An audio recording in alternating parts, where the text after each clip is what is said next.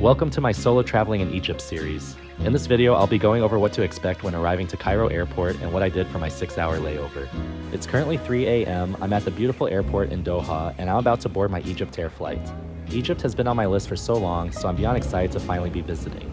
The seating area was only accessible after check-in, so we all had to wait in line just to sit. The waiting area opened about 40 minutes before departure. Eventually, it was time to board, and during the process, I caught this stunning sunrise. The flight to Cairo was just 3 hours. The aircraft did have an entertainment system, but everything was in Arabic, so I couldn't really use it.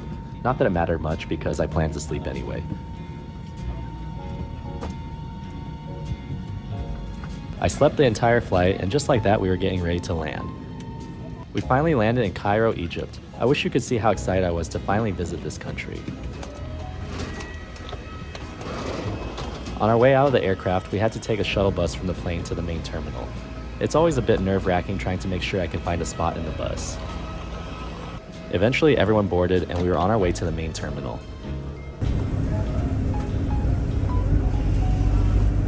When it came to exiting the bus, it was a free-for-all.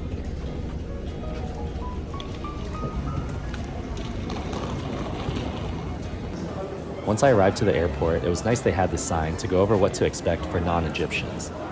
I was supposed to first go to this visa counter where I paid $25 for an entry visa. Customs was pretty quick and I made my way to baggage claim. Here's where it got a bit tricky. I had to exit the security area and then re-enter through the domestic terminal for my connecting flight.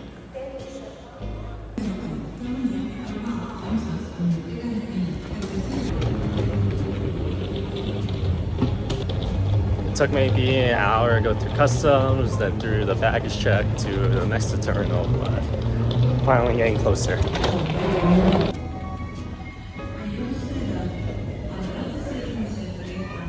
It seemed like this terminal was one long hallway. I could not see the end of this terminal. There was an Egyptair lounge, but it felt more like a semi-permanent pop-up.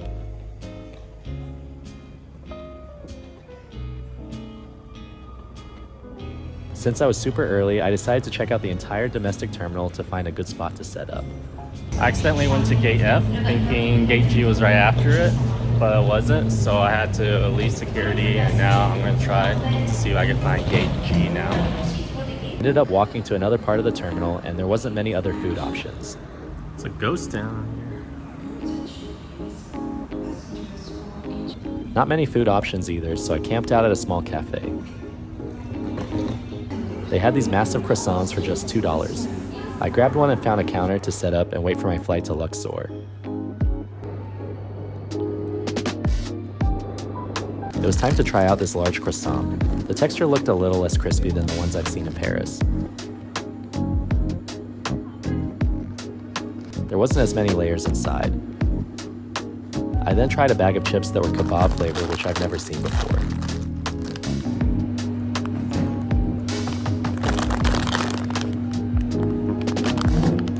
After a 6-hour layover, it was time to head to the boarding gate. The process was similar to the one in Doha, where I had to go through a checkpoint and bag scan before I could sit in the waiting area.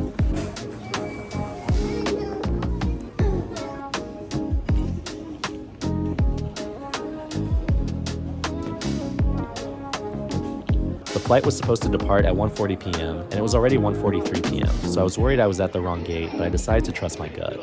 Eventually, the aircraft was ready to board. It seemed like a free-for-all. There was no boarding groups. I had status with their airline group Star Alliance, but I don't think the benefits would have helped much on this flight. This was my last flight before I could finally step outside of the airport in Egypt.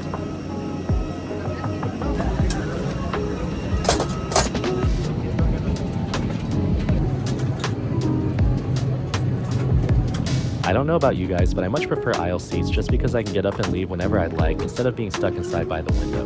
This aircraft did not have an entertainment system. I received a piece of bread as a snack.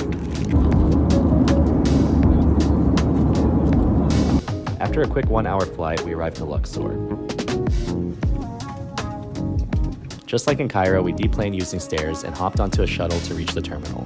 Thank you for watching my video. Hope you enjoyed it. Don't forget to subscribe to see more travel videos.